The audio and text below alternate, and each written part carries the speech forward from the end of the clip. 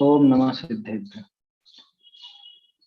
मंगलमय मंगल करण वीतराग विज्ञा नमो ताहि जाते भय आदि महान करि मंगल करि हो महाग्रंथ करण को काज जाते मिले समाज सब पावे निज पद राज। मोक्षा प्रकर्षक 9वें अधिकार पर अपनी चर्चा चल रही है। सम्यक दर्शन का जो लक्षण है तत्वार्थ श्रद्धान, वो वास्तविक लक्षण है, और अगर वो असली लक्षण है, मतलब अगर वो असली है, सच्चा है, तो निश्चित रूप से उसमें आपा पर का श्रद्धान और आत्मा का श्रद्धान भी गर्भित हो जाता है। उसके बाद फिर बात उठी कि शास्त्रों में एक लक्षण और दिया जाता है, देव शास्त्र गुरु के श्रद्धान को भी सम्यक दर्शन कहा जाता है। तो वो किस प्रकार से है, वो क्यों कहा गया, तो उसके संबंध में भी विभिन्न तर्क दिए गए। वो सारी बातें भी सामने आई, और सबसे खास चीज तो ये पकड़ में आई कि अगर देव शास्त्र गुरु का सच्चा श्रद्धान है, देव शास्त्र गुरु का अगर श्रद्धान सच्चा है, तो इसके 7 तत्व का श्रद्धान भी उसके अंदर आएगा ही आएगा। और अगर देव शास्त्र गुरु का श्रद्धान है ही नहीं, तो इसके 7 तत्व का श्रद्धान या आपा पर का श्रद्धान या आत्मा का श्रद्धान असंभव है, हो ही नहीं सकता, बिल्कुल असंभव। ऐसा यहाँ पर बिल्कुल स्पष्ट दिखाया टोडरमल जी ने। पिछला प्रश्न जो अपन ने देखा था उसमें सीधी बात थी कि भाई नरक आदि के या तिर्यंच आदि के उनके तो कोई देव का या कुदेव का कोई व्यवहार है नहीं, उनके देवशास्त्र गुरु का लक्षण कैसे घटित होता है। तो उसका बहुत सुंदर जवाब दिया था टोडरमल जी ने। पूरे घटित करके दिखाया था कि 7 तत्व का श्रद्धान उनके होता है, ये तो मानते हो ना। तो 7 तत्व के श्रद्धान में जो मोक्ष तत्व का श्रद्धान हुआ, उसमें देव का मन अरहंत और सिद्ध का श्रद्धान आ गया। उसके साथ ही जो संवर और निर्जरा का श्रद्धान हुआ, उसमें गुरु का श्रद्धान आ गया। और आश्रय और बंध का जो श्रद्धान हुआ, उसमें धर्म का श्रद्धान। एक तर्क तो ये था। दूसरा तर्क था कि जिस हेतु से, जिस निमित्त से उन जीवों को 7 तत्व का श्रद्धान हो रहा है यथार्थ, उसी निमित्त से, उसी हेतु से उनको देवगुरु धर्म का भी श्रद्धान हो जाएगा। उसमें क्या समस्या है? देवगुरु धर्म का श्रद्धान भी उनको उसी निमित्त से बन जाता है। ऐसी बात थी। और इसके बाद फिर से एक और प्रश्न, ये प्रश्न भी बहुत सुंदर है, सारे प्रश्न बहुत अच्छे हैं इसमें और प्रैक्टिकल हैं सारे। क्या कह रहे हैं? बहुरी प्रश्न, जो कोई जीव, कई जीव, कोई नहीं, कई, कई और कोई में अंतर है। कई में तो होता है कई, है ना, बहुवचन, और कोई में तो कोई, एकाध, ऐसा। बहुरी प्रश्न, जो कई जीव अरहंतादिक का श्रद्धान करे है, तिनके गुण पहचाने हैं, और उनके तत्व श्रद्धान रूप सम्यक तो न हो है, ताते जाके साचा अरहंतादिक का श्रद्धान होए, ताके तत्व श्रद्धान होए ही होए, ऐसा नियम संभव है नहीं। क्या कहा भाई? जिस जीव के 7 तत्व का श्रद्धान, खैर उसकी तो बात ही नहीं, 7 तत्व की नहीं, अनेक जीवों के अरहंतादि का श्रद्धान है ना। अरहंतादि के गुण भी पहचानता है। कैसे गुण पहचानता? 46 गुण वाले होते हैं, 10 जन्म के अतिशय, 10 केवल ज्ञान के, 14 देवव्रत, 8 प्रतिहार, 4 अनंत चतुष्टय, ऐसे तो अरहंतों के, और 8 गुण सिद्धों के, ऐसे वो सब गुणों को जानता भी है ना। कि जिसके अरहंत आदि का तो श्रद्धान करता है, उनके गुणों को पहचानता है, और उनके तत्वार्थ श्रद्धान रूप सम्यक तो नहीं होता। ये देखने में आता है साहब। क्या कहा उसने? प्रश्न में ध्यान रखना, अरहंत आदि का श्रद्धान तो है उसके, लेकिन उसके 7 तत्व का श्रद्धान तो नहीं हुआ। इसलिए आप जो कह रहे हो कि सच्चे अरहंत आदि का श्रद्धान हो, उसके तत्वार्थ श्रद्धान होगा ही होगा, ऐसा हमको समझ में नहीं आता।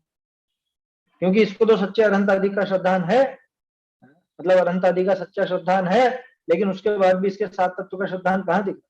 और 7 तत्व का श्रद्धान नहीं दिखता, तो इसका अर्थ ये हुआ कि सम्यक भी उसके नहीं होगा, तो लक्षण ही नहीं बनेगा वहां। समझ में आ रही बात? तो ऐसा नियम संभव नहीं, फिर तो ऐसा नियम कैसे संभव होगा? है समझ में?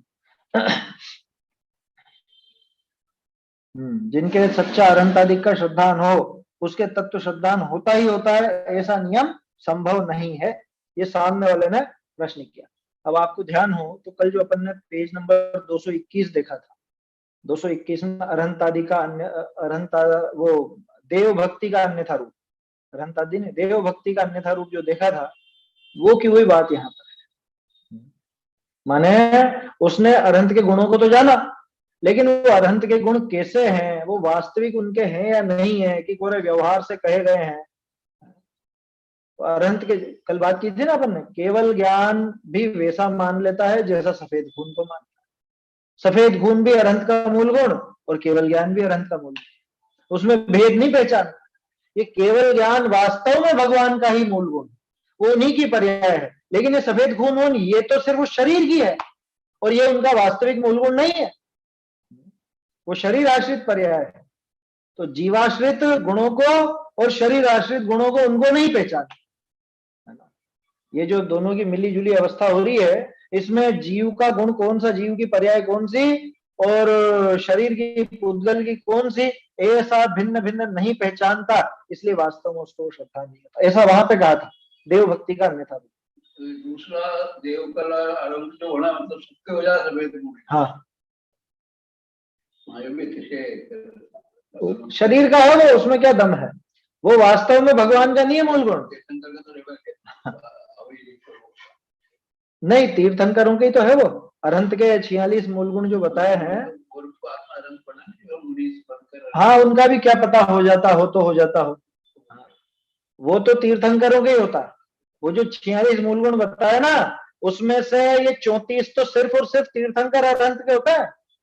कौन से 34? जन्म के 10 अतिशय, केवल ज्ञान के 10 अतिशय और 14 देवव्रत, वो तो तीर्थंकरों के होते हैं, सभी अरहंतों के वो नहीं होता है। समझ में?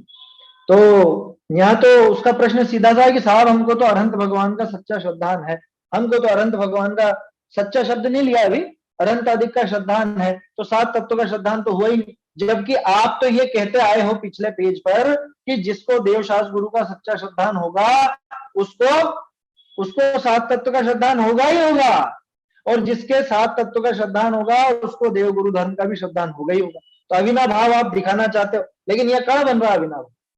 जितने भी लोग दृढ़ श्रद्धानी है अरहंतों के, अरहंत के, सिद्ध के, गुरु के, धर्म के, क्या उन सबको 7 तत्व का यथार्थ श्रद्धान हो गया? नहीं हुआ, तो फिर नियम कैसे कहते हो आप? ये सामने वाले की शंका है। अब इसमें टोडरमल जी का जवाब देखो, बहुत सुंदर। तत्व श्रद्धान बिना अरहंतादिक का गुण जाने है, सो पर्याय आश्रित गुण जाने हैं, परंतु जुदा जुदा जीव पुद्गल विषय जैसे संभवे तैसे यथार्थ नहीं पहचाने है, ताते साचा श्रद्धान भी ना हो। जाते जीव अजीव जाति पहचाने बिना अरहंत आदि के आत्माश्रित गुणनी को व शरीर आश्रित गुणनी को भिन्न भिन्न न जाने, जो जाने तो अपने आत्मा को परद्रव्य भिन्न कैसे न माने, जे जाते प्रवचन सार विषय ऐसा कहे। ये फिर 80वीं गाथा, पहले यहां तक देख लेते हैं। कितना सुंदर तर्क है, आप सोचो, ये मतलब सारी चीजें यहाँ पे जुड़ रही हैं आपस में। क्या कह रहे हैं? जीव पुद्गल में जो अलग अलग गुण है, अरहंत आदि के गुणों को जानता है, सो पर्यायाश्रित गुणों को तो जानता है। वो भी कौन सी पर्यायाश्रित? पर्यायाश्रित कौन सी? ये पुद्गल की, शरीर की, है ना। असमान जाति द्रव्य पर्याय जो है, उस पर्याय आश्रित गुणों को पहचानता, उन्हीं को वो अरहंत के गुण कहता। भगवान के वास्तव में जो गुण है, जो जीव द्रव्य के आश्रित हैं, उनको तो पहचानता ही नहीं। समझ में आ रही है बात? तत्व श्रद्धान बिना अरहंत आदिक का गुण जाने, सो पर्याय आश्रित गुण जाने। यहाँ पर्याय आश्रित का अर्थ शरीर आश्रित, ऐसा लेना, है ना। माने उस समय जो अरहंत दशा में वो शरीर सहित दशा है ना, तो असमान जाति द्रव्य पर्याय है।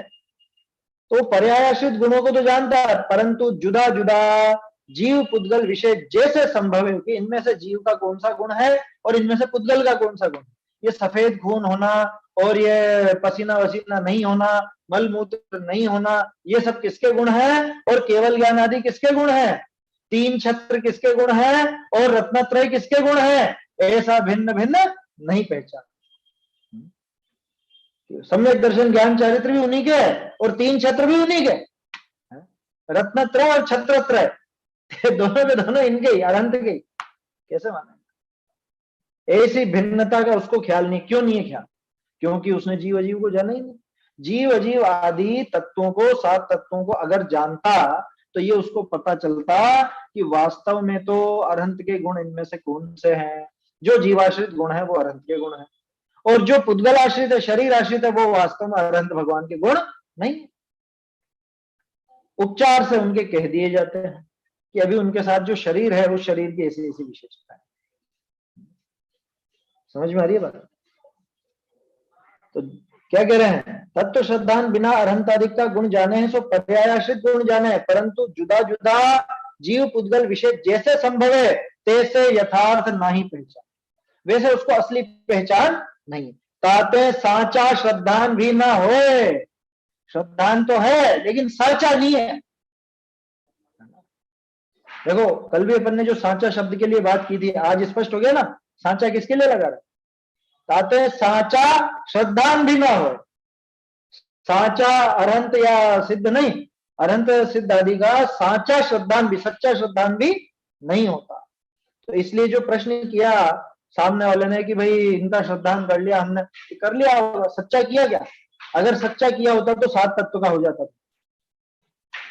एक और बात, कैसे कह रहे हो आप सच्चा श्रद्धान नहीं होता, जाते हैं जीव अजीव जाति पहचाने बिना अरहंत आदि के आत्माश्रित गुणनी को व शरीर आश्रित गुणनी को भिन्न भिन्न न जान लो।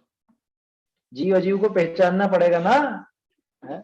खून, सफेद खून ये अरहंत का गुण नहीं है वास्तव में, है ना, वो तो शरीर का गुण है, अजीव का गुण है, और केवल ज्ञान आदि ये अरहंत के स्वयं के गुण है, क्योंकि ये जीवाश्रित। तो जीव अजीव की भिन्नता मालूम होगी तो ही ये बात कर सकेगा ना। इतनी अकल किसको होगी कि जो जीव और अजीव को भिन्न भिन्न पहचानता हो, जिसको जीव अजीव तत्व का ज्ञान हो, उसी जीव को ये श्रद्धान बन सकता है कि अरहंत के इनमें से कौन कौन से गुण है और कौन से गुण नहीं, मैंने वास्तविक गुण कौन से हैं और कहने के गुण कौन से, ये उसी को पहचान होगी। अभी बात खत्म नहीं हुई है, जीव अजीव का श्रद्धान होगा तो ही अरहंत आदि का सच्चा श्रद्धान होगा, इतनी बात हुई ना। और देखो आप, और जो जाने, है ना, अगर वो आत्माश्रित गुणों को और शरीर आश्रित गुणों को भिन्न भिन्न जाने तो अपने आत्मा को और परद्रव्यनी, अपने आत्मा को परद्रव्यनी भिन्न भिन्न कैसे न माने। बोलो, सब जुड़ गया अब आपस में।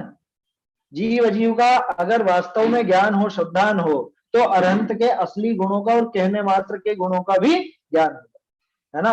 और उतना अगर ये जानता होता तो अपने आत्मा को और ये शरीर को भिन्न भिन्न कैसे नहीं मानता। माने अरहंत के सफेद खून जो होता है तो वो अरहंत का वास्तव में गुण वो नहीं है, वो तो शरीर का, और वो अरहंत से बिल्कुल न्यारा है।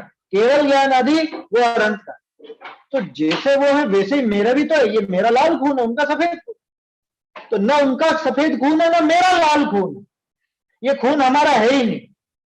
तो जब अरहंत के गुणों को शरीर के गुणों से भिन्न जाना, तो अपने गुणों को शरीर के गुणों से भिन्न नहीं जानेगा, जानेगा ही जानेगा। इसलिए कहते हैं कि जो अरहंत को जानता है द्रव्य गुण पर्याय से, वो अपने आत्मा को भी द्रव्य गुण पर्याय से जानता है। तो आपा पर का भी आ गया और आत्मा का भी, है ना।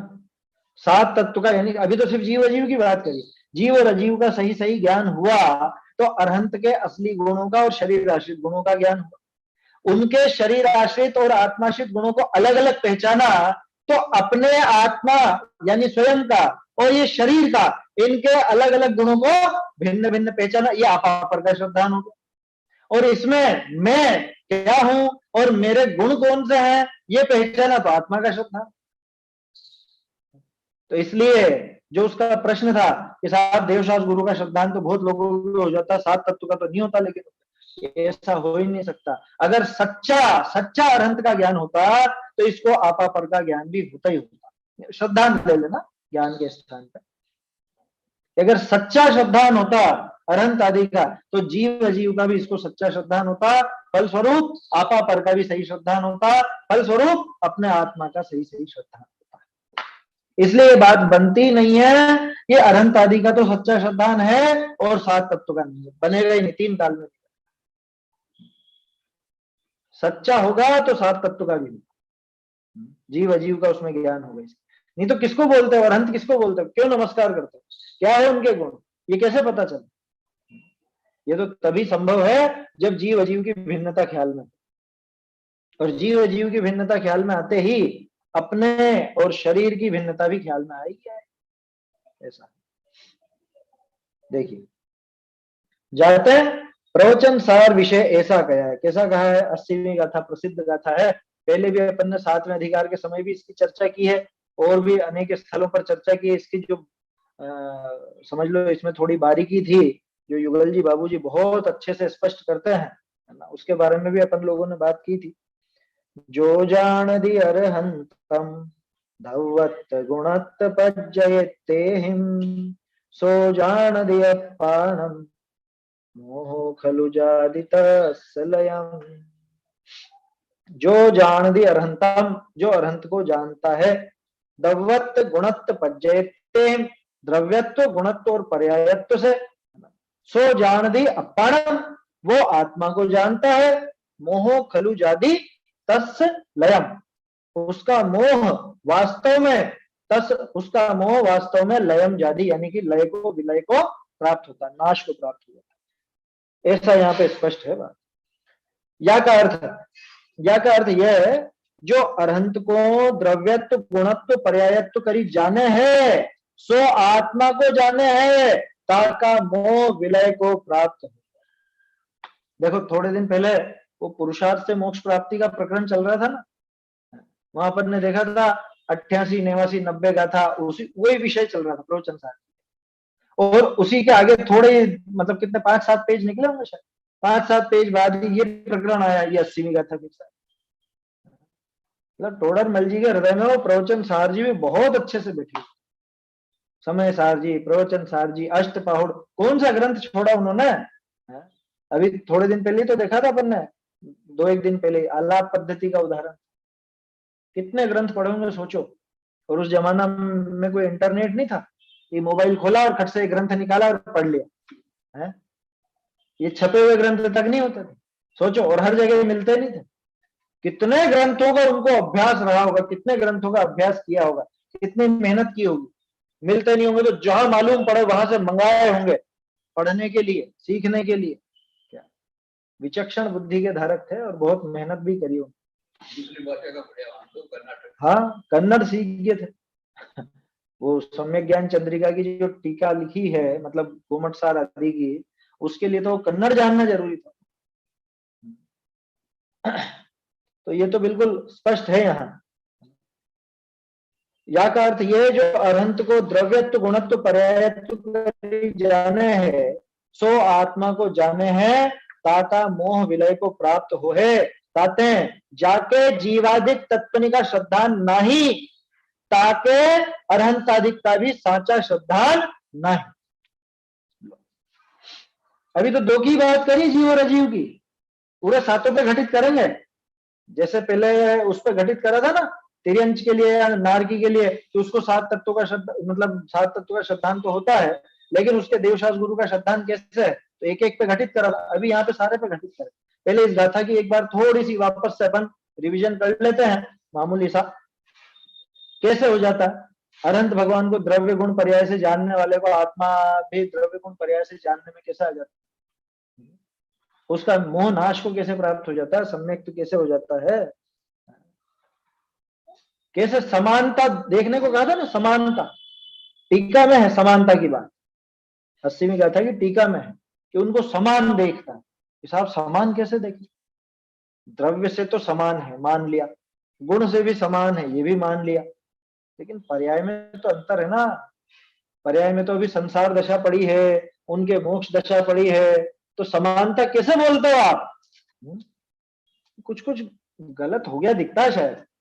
कुंद आचार्य ने तो नहीं लिखा, वो अमृत चंद्राचार्य ने समानता का लिखा है, तो कुछ कुछ गड़बड़ होगी दिखती है। ऐसा है क्या?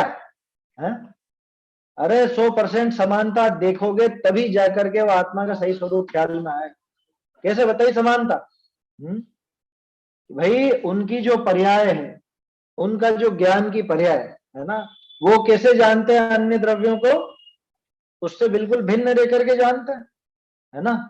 न ये ज्ञान उन पदार्थों को जानने जाता है, उनका ज्ञान, उनका जो केवल ज्ञान है, न तो वो पदार्थों के पास जानने जाता है, न वो पदार्थ उठ करके उनके ज्ञान में आते हैं। ठीक है। दूसरी बात, वो जो ज्ञेय हैं बाहर में, वो वस्तुएं हैं, वो वस्तुएं उनके ज्ञान में प्रवेश नहीं पाती, उनके स्वरूप में प्रवेश नहीं पाती, उनसे नितांत भिन्न रह करके ही वो जानते हैं। और मैं कैसे जानता हूं? अपन जानते, जैसे मैंने खिड़की को जाना, तो खिड़की मेरे ज्ञान में घुस गई, ये मेरा ज्ञान निकल करके खिड़की के पास गया है? इसका मुझ में प्रवेश हुआ? बिल्कुल भी नहीं। तो जैसे उनका वो ज्ञान की प्रक्रिया चल रही है और वो बिल्कुल भिन्न रह करके पूरी प्रक्रिया चलती है, ऐसे मेरी भी उन सब पदार्थों से बिल्कुल भिन्न रह करके ही वो जानने की प्रक्रिया चला करती। आया समझ में? ऐसे समानता है, यह है समानता। बाकी और भी छोटे मोटे तर्क दिए जाते हैं, वो कहते हैं ना उनकी भी पर्याय एक समय की, मेरी भी पर्याय एक समय की, उसमें दम नहीं है उस बात। अरे वो तो हर एक द्रव्य की है, पुद्गल की भी पर्याय एक समय की है, तो क्या पुद्गल को कह दोगे रंस के बराबर? बात ऐसी लो कि जिससे अपनी समानता उनके साथ सिद्ध हो। समझ में आ रही है बात? सिर्फ ज्ञान की नहीं, कोई सी भी पर्याय ले लेना, कोई भी पर्याय, वो मेरी पर्याय वो किसी अन्य के आधार से नहीं होती, मेरी पर्याय किसी अन्य में प्रवेश नहीं करती, कोई अन्य मेरी पर्याय में प्रवेश नहीं पाता। ठीक ऐसे ही अनंत भगवान की भी पर्याय समानता है ना। अपनी पर्याय कैसी होती है? उपयोगमयी होती है ना। चैतन्य का लक्षण उपयोग, तो वो लक्षण उनका भी वही है। हमारी पर्याय भी उपयोगमयी, रागादिमयी नहीं, और उनकी पर्याय भी उपयोगमयी, रागादिमयी नहीं। आया समझ में? ऐसे समान। ये दो चार बिंदु हैं, पहले तो काफी विस्तार से इस पर चर्चा हुई थी, है ना। अभी तो सिर्फ अपन ने एक बार थोड़ा सा दोहरान किया है, बाकी तो आप विशेष और उसको पढ़ेंगे तो ख्याल में आएगा। यहाँ पे तो टोडरमल जी ये कहना चाहते हैं कि भैया अगर वास्तव में देव शास्त्र गुरु का श्रद्धान सच्चा है तो सात तत्व का श्रद्धान होगा ही होगा। ये संभव ही नहीं है कि सात तत्व का श्रद्धान नहीं हो सकता, होगा ही होगा। लिखा ना ये, या का अर्थ यह है कि जो अनंत को द्रव्यत्व गुणत्व पर्यायत्व करी जाने है, सो आत्मा को जाने है, ताका मोह विलय को प्राप्त हो है, ताते जाके जीवादिक का तत्व, जीवादिक तत्वनी का श्रद्धान नहीं, ताके अरहंतादिक का भी साचा श्रद्धान नहीं। जिसके जीव अजीव का सच्चा श्रद्धान नहीं हो उसके वास्तव में अरहंतादि का भी सच्चा श्रद्धान नहीं हो सकता। क्यों नहीं हो सकता? क्योंकि जीव और अजीव की भिन्नता ही ख्याल में नहीं है, तो केवल ज्ञान और सफेद खून की भिन्नता कैसे ख्याल में आएगी? समझ में आई बात? रत्नत्रय और छत्रत्रय की भिन्नता कैसे ख्याल में आएगी? आया समझ में? वो लाल रंग के हैं कि पीले रंग के हैं कि अरूपी हैं, ये कैसे ख्याल में आएगा? आएगा क्या ख्याल में? नहीं आएगा। इसलिए जीव अजीव की भिन्नता माने जीव अजीव की श्रद्धा उसको बराबर चाहिए। जीव अजीव का अगर सच्चा श्रद्धान नहीं हो तो अनंत आदि का भी सच्चा श्रद्धान नहीं हो सकता। ये जीव अजीव की तरफ से बात करी, और तत्वों की तरफ से देखो। बहुरी मोक्ष आदि तत्व का श्रद्धान बिना अरहंत आदि का महात्म्य यथार्थ न जाने, लौकिक अतिशय आदि करी अरहंत का, तपश्चरण आदि करी गुरु का, पर जीवनी की अहिंसा आदि करी धर्म की महिमा जान, सो ए पराश्रित भाव है। बहुरी आत्माश्रित भावनी करी अरहंतादिक का स्वरूप तत्व श्रद्धान भय ही जानिए है, ताते जाके साचा अरहंतादिक का श्रद्धान होई, ताके तत्व श्रद्धान होए ही होए, ऐसा नियम जानना। या प्रकार सम्यक्त्व का लक्षण निर्देश किया। क्या कह रहे हैं? बहुत बढ़िया तर्क है। पहले जीव अजीव की बात कर ली थी, है ना, कि अगर जीव अजीव का सही श्रद्धान नहीं है तो ये अरहंत का भी सही सही सिद्धांत नहीं कर सकता। ये वो शरीर आश्रित गुणों को या और अन्य चीजों को उनका गुण मान लेगा, जीव जीव का नहीं। अब दूसरी बात, दूसरी तरफ से बात करो, आश्रव बंध समूह निर्जरा मोक्ष की तरफ से। अगर मोक्ष तत्व का यथार्थ ज्ञान सिद्धांत नहीं है तो ये बताओ अरहंत भगवान की महिमा किस बात से है? अरहंत भगवान की महिमा किस बात से? अरे अरहंत भगवान की महिमा, अरहंत भगवान की महिमा तो शायद इसलिए है कि वो हमारे भूत प्रेत भगा देते हैं। वो बाबूजी ने लिखी ना एक कविता भगवान महावीर के प्रति, तुम्हें जानते हैं तुम झट बेटा देते हो है? और जगत के सारे दुख क्षण में हर लेते हो है? कभी कभी तो तुमको ऐसा कौतूहल आता क्षण में ही फेर देते जज का माथा। यही रह जाएगा फिर, और क्या रहेगा भाई? मोक्ष तत्व को अगर वो नहीं जानता, मोक्ष तत्व का अगर यथार्थ श्रद्धा नहीं है तो ये पक्का मानना कोई ना कोई लौकिक अतिशय के कारण वो नमस्कार करता। शांतिनाथ जी जगत में शांति करना। मुनि सूरज जी क्या करते हो? वो तो वो शनि की बाधा टाल देते हो क्या? उनका तो ये डिपार्टमेंट है ना, शांतिनाथ जी का शांति कराने का है और उनका शनि को निपटाने का है। और पार्शनाथ जी क्या करते हैं? अच्छा वो संकट हरण है वो। बताओ, ऐसे कुछ लौकिक अतिशय या जो भी बन गए ऐसे ऐसी कथाएं चल पड़ी, बस उसी के कारण फिर महान मानेगा अगर मोक्ष तत्व का श्रद्धांत नहीं है तो। जिसके दिमाग में मोक्ष की महिमा होगी उनको वास्तव में अरहंत और सिद्धों की सही सही महिमा आएगी। और इन्होंने वो दशा प्राप्त की जो दशा हम जैसे अभागों को नहीं मिली, जो हम आज तक प्राप्त नहीं कर पाए, जिसके कारण आज तक हम संसार में भटकते हैं, वो दशा इनको मिली, वो दशा इनको प्राप्त होगी, तब जाके असली महिमा आएगी ना। तो जीव अजीव को अगर सही नहीं पहचानेगा तो अरहंत के गुणों को सही नहीं पहचानेगा। मोक्ष को अगर सही नहीं पहचानेगा तो अरहंत की महिमा सही नहीं करेगा। कैसे करेगा फिर? कोई लौकिक अतिशय देख करके, लिखा ना अरहंत आदि का महात्म्य यथार्थ न जाने लौकिक अतिशय आदि करी, अरहंत का तपश्चरण आदि करी। एक सेकंड, लौकिक अतिशय करी अरहंत का, अरहंत भगवान की महिमा तो लौकिक अतिशयों से मान लेगा, गुरुओं की कैसे मान लेगा? तपश्चरण आदि कर। अरे देखी क्या तुमने तपस्या, शीतकाल दरिया के किनारे हैं और गर्मी में वहां पे पहाड़ के ऊपर और बारिश में पेड़ों के नीचे, और तरह तरह का वो आतापन योग और पता नहीं क्या क्या धारण कर लेते हैं, तरह तरह के उपवास तुम कर सकते हो क्या? तो वो तपश्चरण बाहर का तपश्चरण आदि उसके द्वारा ही गुरु की महिमा आ जाती। गुरु का स्वरूप पूछो उससे, वास्तव में गुरु का स्वरूप क्या है? तो उसके दिमाग में यही रहेगा, जो बहुत तप करते हैं, नग्न रहते हैं, उनके पास कोई परिग्रह नहीं होता, और ये वो, तो ये सब विशेषताएं नहीं है क्या उनकी? अरे है, लेकिन ये असली विशेषता नहीं है। असली विशेषता तो तीन कषाय चौकड़ी के अभाव रूप शांति है। आया समझ में? असली विशेषता वो 28 मूल गुण भी असली विशेषता नहीं। देखा था ना अपन ने गुरु भक्ति का अन्यथा रूप में, मैंने इसीलिए कहा था पहले कि देव भक्ति का, गुरु भक्ति का, धर्म का अन्यथा रूप वो जो था 7वें अधिकार में, वो एक बार आप देख लेते तो काफी अच्छा रहता। जिन्होंने देखा होगा उनको ये विशेष समझ में आ रही होगी बात। तपश्चरण आदि करी गुरु का, और धर्म का महात्म्य किससे? पर जीवनी की अहिंसा आदि का। हमारे धर्म में बहुत अहिंसा, क्या अहिंसा परमो धर्म, ऐसा तो अहिंसा की वजह से हमारा धर्म महान है। अरे ये बता अहिंसा होती कैसे है? अरे चींटियों को नहीं मारना, दूसरे जो जीव दिख रहे हैं उनको नहीं मारना, इतने में यहाँ कह रहे हैं कि तेरा जो बचाने का भाव है ना, ये बचाने का भाव भी हिंसा, ये पता है कि नहीं? ऐसे अहिंसा की व्याख्या पूरी दुनिया में कहीं नहीं मिलेगी जैन दर्शन के अलावा। जहां पूरी दुनिया की अहिंसा खत्म होती है वहां से तो जैन दर्शन की शुरू होती है, उसके भी बहुत आगे से। आया समझ? उनके यहाँ तो अरे बहुत सो के तो अहिंसा सिर्फ आदमियों की पलती है, क्या मनुष्य के प्रति है ना, मानवता दिखाओ, बस वो मानवता सबसे बड़ा धर्म है, ऐसा समझते।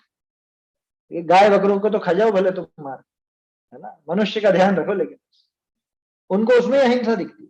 दूसरा कोई इससे थोड़ा बहुत आगे भी बढ़ जाता है, अरे ये भी बेचारे जीव हैं, इनकी भी दया रखो, इनको मत मारो, ऐसा भी हो जाता है। लेकिन इससे आगे कहां बढ़े, राग आदि के द्वारा अपने आत्मा स्वयं घाता जाता है, अपना आत्मा, उसकी हिंसा होती है, ये बात अन्य लोगों को कहाँ पता। असली धर्म की महिमा किससे है कि हमारे धर्म की महिमा वीतरागता से। वो वीतरागता ही वास्तव में अहिंसा है। क्यों? क्योंकि राग आदि वास्तव में दुखदायक हैं और इनसे जीव दुख पाता है, माने उसकी हिंसा होती है। राग द्वेष किसी के भी पैदा हो, स्वयं के तो स्वयं की हिंसा होगी, दूसरे के तो दूसरे की हिंसा होगी। अब ये चीज जिसको पता चले, किसको पता चलेगी? जिसको आश्रय बंध का स्वरूप ख्याल में होगा उसी को पता चलेगी ना ये बात। जिसको संवर निर्जरा का स्वरूप पता होगा उसी को वो गुरु का असली स्वरूप ख्याल में आएगा। नहीं तो पूरा ऊपर ऊपर से कर लेगा श्रद्धा कि हमारे गुरु महातपस्वी महातपस्वी महातपस्वी, हमारा धर्म महा अहिंसामय, ऐसा समझेगा। बस इतनी मात्र महिमा है।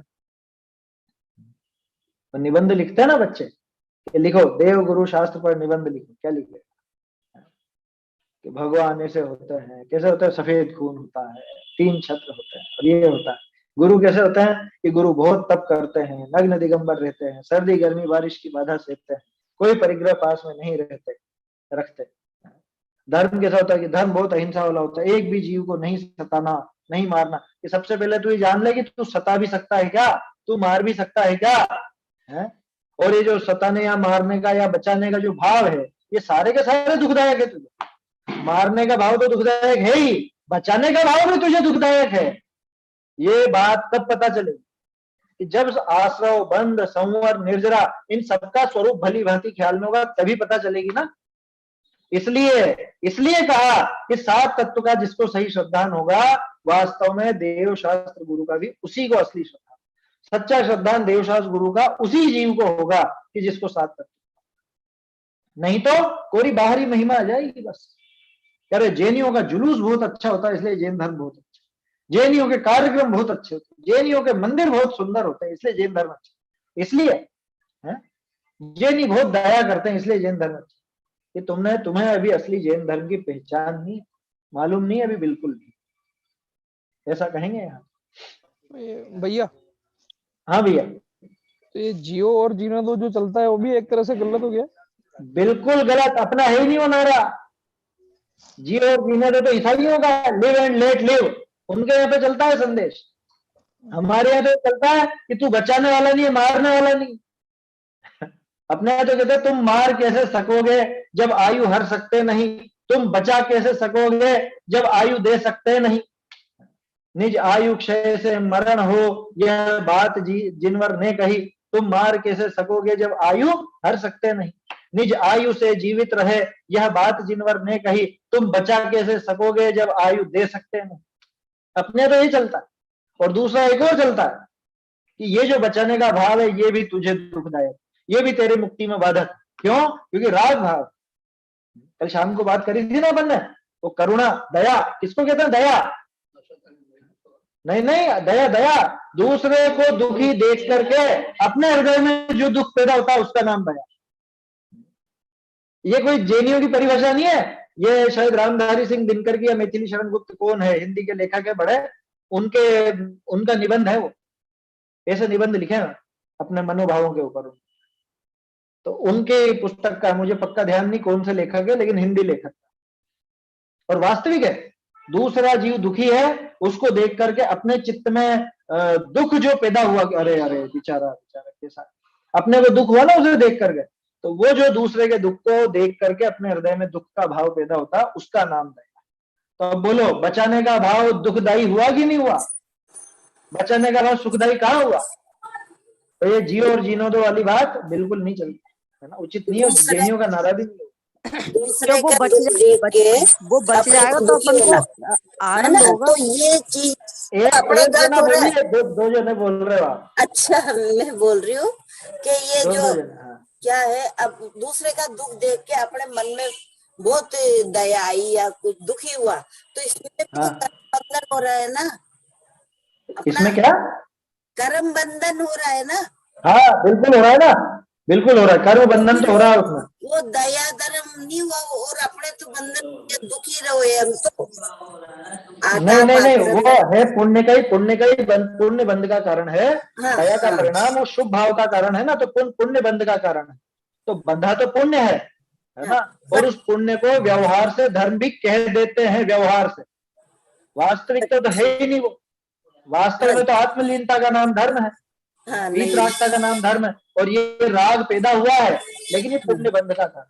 इसको कोई धर्म समझ ले तो उल्टा मिथ्यात्व का महापाप साथ में। धर्म का हुआ, दया धर्म आया नहीं, तो अपने लिए बंधन ही हुआ और उल्टा। हाँ, वास्तविक धर्म नहीं है, व्यवहार से कह दिया जाता है, मंद कषाई की वजह से कह दिया जाता है ना। कहना अलग चीज है, लेकिन मानने में तो मिथ्यात्व का महाभूत सिर पर बैठेगा, इसलिए ये समझ के चलना। तो दया नहीं करेगा, अरे दया करनी और नहीं करने की बात नहीं चल रही है, दया तो स्वयं आएगी, हमारी भूमिका में वो परिणाम आएगा ही आएगा। जिसके हृदय में दया नहीं हो वो तो कायदे से भी मोक्ष मार्ग में भी नहीं लगेगा।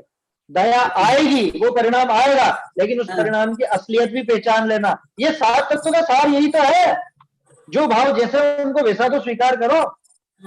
वो दया का जो परिणाम है वो शुभ भाव है, बंधन का कारण है, मुक्ति का कारण नहीं है, फल स्वरूप वो धर्म नहीं है। ठीक है ना। चलिए, एक और क्या क्या कह रहे थे आप? एक और था ना कोई प्रश्न, वो आपने सॉल्व कर दिया, वही मैं कह रही थी, करना का भाव तो आएगा ही आएगा उसको बचाने का। हाँ हाँ आएगा, वो तो 100% आएगा। जिसके नहीं आए वो तो निर्दयी, मैंने वो निर्दयी, वो सिद्धों वाला निर्दयी नहीं, यह मनुष्यों का निर्दयी यानी कि पापी ऐसा कहला है। इसलिए दया का भाव वो जीव बच जाता है तो अपने को बड़ा आनंद और शांति मिलती है कि ये बच गया। हाँ ठीक है, वो अपना विकल्प पूरा हो गया ना। देखो वो तो जो अपने कषाय पैदा हुई थी, वो विकल्प पैदा हुआ था कि अरे ये बच जाए, बच गया, तो अपने विकल्प की पूर्ति हुई, इस वजह से थोड़ा सा अपने को ऐसा लगता है कि हाँ हाँ ठीक है ठीक। तो अपनी एक इच्छा की पूर्ति हुई, इस वजह से थोड़ा सा सुख सा लगता है, वास्तव में सुख नहीं है, आकुलता का पूरी तरह अभाव नहीं है। सही है, सही ऐसा समझना चाहिए, है ना। चलिए देखते हैं आगे। असली में क्या है, इसके साथ में भाव हिंसा जो है उसका भाव समझ में पकड़ में नहीं आने के कारण दोनों का यथार्थ मिलान नहीं कर पा रहे अपन। सही बात है, वो हिंसा का ही भाव है। अभी ये पता ही नहीं चलता है कि वो जो बचाने का भाव है वो भी वास्तव में हिंसा का भाव। क्यों कि हमने कहा हिंसा करी? अरे भाई दूसरे ही जीव थोड़े ना है, तू खुद भी तो जीव है, खुद को जीव नहीं समझता, गलती वहां हो रही है ना।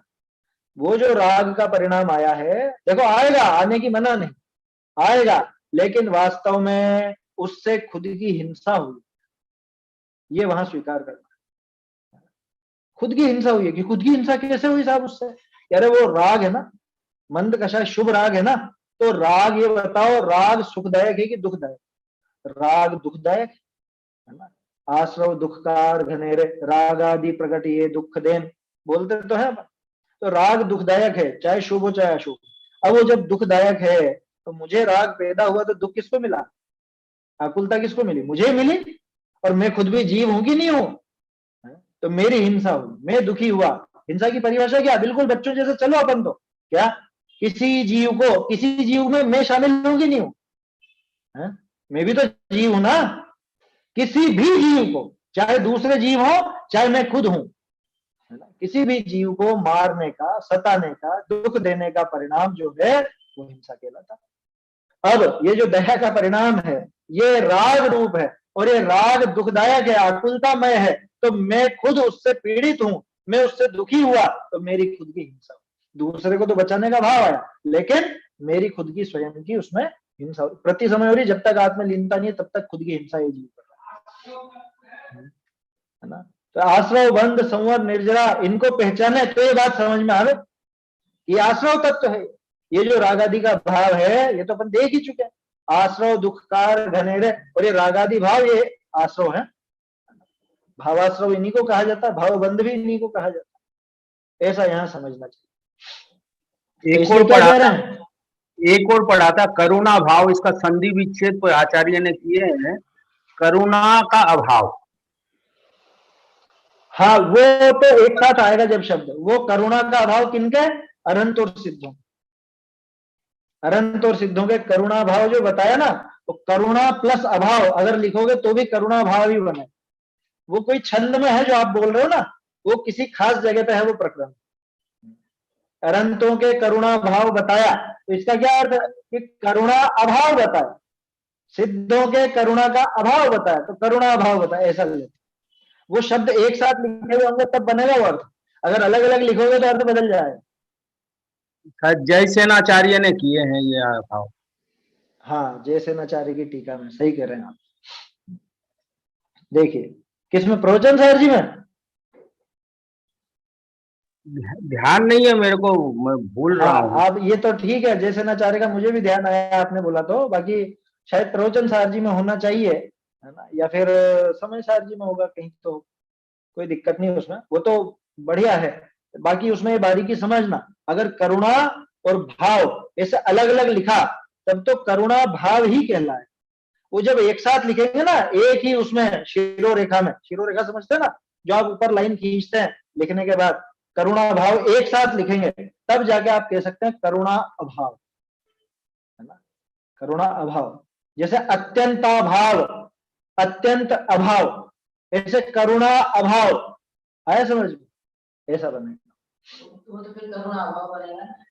करुणा अभाव दोनों मिलके भी करुणा भाव ही लिखे जाएंगे, उनका जो संधि होगी ना, इसको संधि बोलते हैं, जो व्याकरण पढ़े होंगे तो वो समझ जाएंगे इस बात को।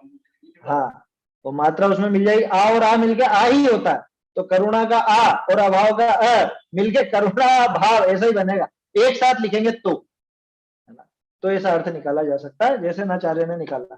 खैर चलिए देखते हैं आगे।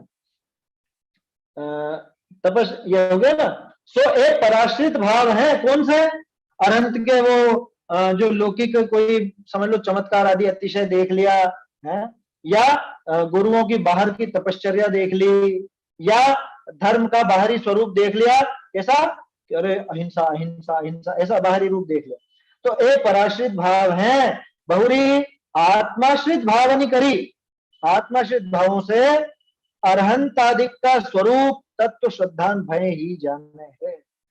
अरहंत आदि का वास्तविक स्वरूप कब ख्याल में आएगा, जब मोक्ष का स्वरूप वास्तव में ख्याल में आएगा, तो अरहंत सिद्ध का सही स्वरूप ख्याल में आएगा। जब संवर निर्जरा का सही स्वरूप ख्याल में आएगा तभी जाकर के गुरुओं का सही स्वरूप ख्याल में आएगा। जब आश्रय बंध का सही स्वरूप ख्याल में आएगा तभी जाकर के वास्तव में धर्म का स्वरूप ख्याल में आएगा। ताते जाके साचा अरहंत आदि का श्रद्धान होई, ताके तत्व श्रद्धान होए ही होए, ऐसा नियम जानना, ये सिद्ध हो, इति सिद्धम, क्या ये सिद्ध कर दिया आचार्य देव ने, यहाँ तो टोडरमल जी ने कर दिया, आचार्य देव ने भी तो कर ही रखा है ना। तो जिसके सात तत्वों का यथार्थ श्रद्धान होगा उनके देव गुरु धर्म का श्रद्धान भी होगा ही होगा, ये तो बात पहले ही कही थी। और अब क्या सिद्ध कर दिया कि जिसके सच्चा, सच्चा शब्द खास लगाया है ना, 2-3 दिन से मैं कह रहा हूँ ये साचे पे ध्यान देना आप लोग, ऐसा हर कैसा नहीं, हर कैसा देव गुरु धर्म का श्रद्धान नहीं, साचा अगर देव गुरु धर्म का श्रद्धान होगा, माने देव गुरु धर्म का साचा श्रद्धान होगा, तो नियम से सात तत्व का श्रद्धान उसके होगा ही होगा, ऐसा नियम जानना। या प्रकार सम्यक्त्व का लक्षण निर्देश किया, इस तरह से यहाँ पे सम्यक्त्व का लक्षण निर्देश यहाँ पे किया। क्या लक्षण निर्देश किया, ये लक्षण निर्देश शब्द भूल तो नहीं, कि पहले आया था ना 3 तरह से, उद्देश्य, लक्षण निर्देश और परीक्षा। फिर कहा था कि अब हमको सम्यक दर्शन के बारे में जानना है, तो सम्यक दर्शन ये तो हो गया नाम निर्देश, जिसको उद्देश्य भी कहा था, और फिर लक्षण निर्देश कहा, क्या कहा कि ये तत्वार्थ श्रद्धानम सम्यक दर्शन, और साथ के साथ परीक्षा भी कर ली कि इसमें कोई अव्याप्ति तो नहीं आ रही है, कोई अतिव्याप्ति तो नहीं आ रही है, कोई असंभव दोष तो नहीं आ रहा। ये सब चीजें देख करके भली भांति परीक्षा पूर्वक ये सिद्ध हो गया कि तत्वार्थ श्रद्धान ही वास्तव में सम्यक दर्शन का सच्चा लक्षण है, अन्य कोई सच्चा लक्षण नहीं। इस तरह से ये सिद्ध हो। अब देखो प्रश्न आ रहा है,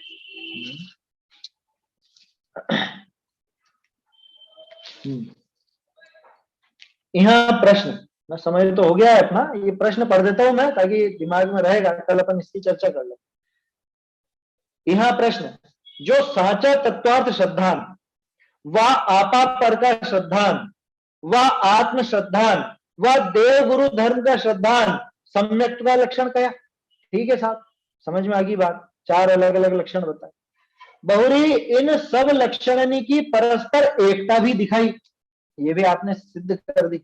जो समन्वय का प्रकरण था ना वो हो चुका, समन्वय कर दिया, टोडरमल जी ने दिखा दिया कि भाई ये सारे के सारे एक ही हैं, अलग अलग नहीं। ठीक है ना। इनकी परस्पर एकता भी दिखाई, सोच जानी, परंतु अन्य अन्य प्रकार लक्षण कहने का प्रयोजन कहा? भाई आप एक ही कह देते ना, आपने चार अलग अलग कहे, ठीक है, चारों का स्वरूप दिखाया वो हमने जान लिया, चारों के चारों मिलकर के एक ही है ये भी हमने जान लिया, लेकिन आपने इन चारों का जो समन्वय बिठाया वो इसीलिए तो बिठाया क्योंकि हम कंफ्यूज हो रहे थे। और कंफ्यूज क्यों हो रहे थे, हमें शंका क्यों हो रही थी, क्योंकि चार चार लक्षण थे।